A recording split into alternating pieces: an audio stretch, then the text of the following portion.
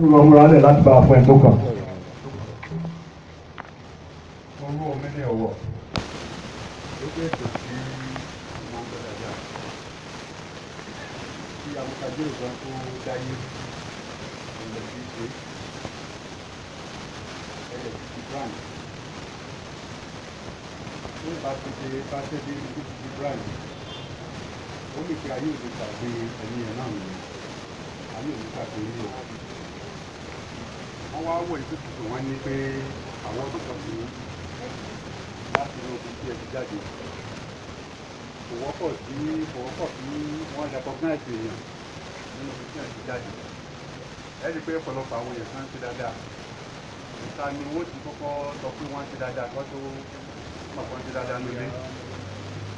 ọ̀dẹ̀ yìí wọ́n ń ṣe dáadáa láti inú ilé lọ síta à ń sọ ọ̀pọ̀ kékeré kan ìgbàgbọ́ wà tí a fún ẹnìkan ògbónágbòǹgbò kan nígbà tá a wà ní ilé ìfowópamọ́ gbà yẹn a fún ní award àti ìgbélé ọ̀fàgè oní chairman níbi ìgbà yẹn a fún ní award ìgbà yẹn máa ń fáwọn báńkì tó bá ti dáadáa àpọ̀ ní àwọn àfún tó bá gbé ní iṣẹ́ wọn a fún ní award ìgbà yẹn uba ṣe dáadáa gan àwa wò pé ta lójó ṣe dáadáa wò pé ẹ tó wà lókè olójó ṣe dáadáa àdẹ̀fúnlá award ó wá sọ pé ó náà ti fóònù ní award as the best businessman in Africa wọ́n ti fóònù ní first year oníwọ̀dé tó ń gbà láàrin àwọn báńkà ó níye lórí ju tó ń gbà látòkè òkun lọ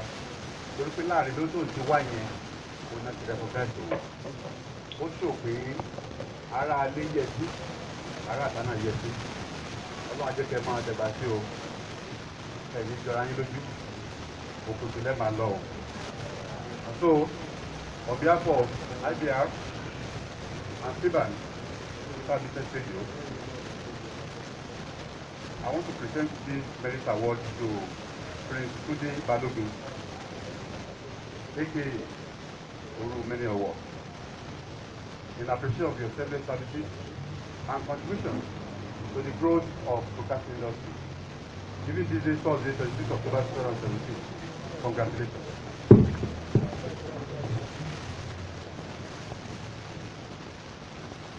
Kóòrù ọmọ ẹni ọwọ́ tí lọ kó jókòó.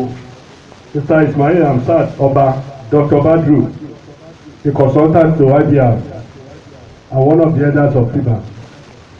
Rabbi present you. The chairman, Cool Global Internet Travel Event.